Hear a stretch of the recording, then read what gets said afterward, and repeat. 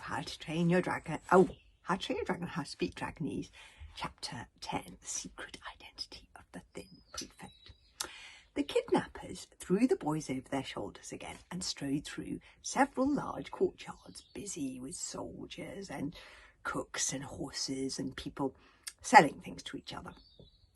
They walked up some steps and through a door into a brightly lit, gorgeously painted room. This was the consul's palace. Tapestries hung from the walls, couches were draped in silken covers. The mosaic floor was warm and toasty underfloor. Oh, let's see. The Romans certainly knew how to make themselves comfy. In one corner of the room, the fat consul was having his tonsils tickled with a feather so he could vomit, and fit in some more monstrous nightmare creme brulee for pudding. In another, the thin prefect was having his temples massaged. He looked up when they came in and gave an aha of evil satisfaction. At the prefect's feet lay a particularly large gronkel, a dragon about 2 meters high with a spiny ruff around its neck. When they came into the room, it heaved its enormous bulk onto its thick, muscly legs, and an ominous growling began deep in its thick bull neck. It leapt at the first kidnapper, who dropped fish legs with a scream.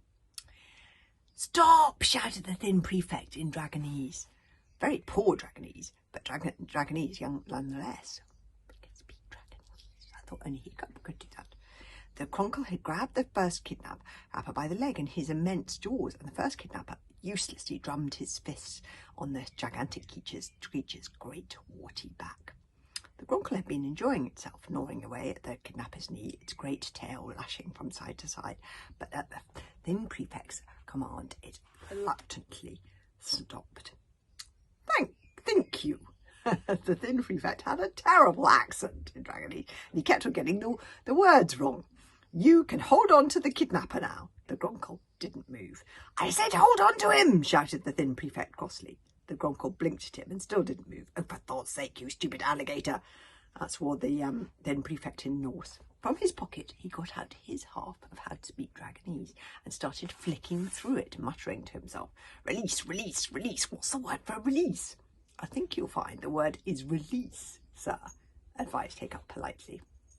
"Thank you," sneered the thin prefect. "Release," he said to the gronkel, who opened its jaws, and the kidnapper dropped, its drops rolling onto the floor. "As you can see," drawled the thin prefect, "I need the other half of your book, Hiccup." Hiccup tried not to look as terrified as he felt. "How do you know my name?" he asked, "and why are we speaking in Norse, not in Latin?" The thin prefect smiled. "We have met before, you see, Hiccup, many, many times. Why don't you look a little closer?" Hiccup looked up into the thin prefect's eyes, and he gasped as he finally realised who it was. The man was bald, completely hairless all over. Even his eyelashes disappeared, but bald as he was and dressed in a toga, this was definitely Hiccup's arch enemy, Alvin the Treacherous, chief of the outcast tribe and the wickedest man in the Inner Isles. "So," hissed Alvin, "we meet again, Hiccup and Salad the Third." Hiccup and Fishlegs gazed at him in utter astonishment. The last time they had seen Alvin, he had been inside the stomach of the monstrous strangulator at the bottom of the underground sea cavern. How on earth had he got out of that tricky situation? And what was he doing posing as a Roman? "I see you are wondering," smiled Alvin nastily, "how I got myself out of that tricky situation." Fishlegs and Hiccup nodded. "It's a very interesting story," spat Alvin, his eyes hissing with fury. "I know you'll enjoy it. I cut myself out of the stomach of the dead monster strangulator with my sword, and then since you had so kindly abandoned me without any dragons, I couldn't get out of the cavern by the sea." "We didn't abandon you," squeaked Fishlegs. "We didn't know you were alive. How could we know?" Alvin ignored him, so I had no choice but to go through the Caliban cave. 3 whole months it took me, creeping through the darkness, eating little cavern dragons raw, licking the walls for water, and then when I finally emerged into the light on your vile little island and stole a ship back to my own land, what happens? My own people shun me. They refuse to have me as their chief, because down there in the darkness, in the vile belly of that strangulator, something happened to me. Alvin's voice became more and more savage. The stomach juices of that infernal creature have made my hair fall out. And whoever has heard of a hairless Viking? I was thrown out of my own tribe and forced into exile. Luckily, I have some Roman blood on my mother's father's side, and the Empire has use for a clever person like myself. I told them I had thought of a way they could conquer the Vikings by turning the tribes against each other. Traitor! Yelled Fishlegs. Exactly, smiled Alvin. And I also have my own plans for a dragon army. Alvin drew his right arm out of his toga for the first time, an arm that ended not in a hand but in a huge curved hook made out of the most brilliant gold. I made this hook, he said casually, out of a single cup of that treasure. It was the only thing I could carry through the Caliban caves, but I want the rest of it. I need the rest of it. With a dragon army, I can get the treasure, continued Alvin. The dragons can swim down and bring it up for me, but you know what I need first, Hiccup. Alvin drew the point of his hook right against Hiccup's chest. I need the other half of that book of how to speak Dragonese. I need that book to command the dragons in my dragon army. Where is your half of the book, Hiccup? If you tell me, I will let you and your fish-legged friend live. Otherwise, I'm afraid I'm going to have to kill you both right now. There. Do you see there's Alvin? You see, it is Alvin, even though he lost his hair inside the stomach of the monstrous strangulator. It's definitely him. Otherwise, I'm going to have to... yes. Tell me what you've done with Toothless first, said Hiccup. Oh, Toothless is very safe, grinned Alvin. He's locked up in one of my dungeons. Hiccup gave a sigh of relief. At least he wasn't dead. Give me the book right now, commanded Alvin. If I give it to you, will you promise you won't kill us? Asked Hiccup. I promise, smiled Alvin. Hiccup felt into his pocket and handed Alvin his damp and tattered half of How to Speak Dragonese. He knew Alvin would find it at some point anyway. Thank you, sneered Alvin.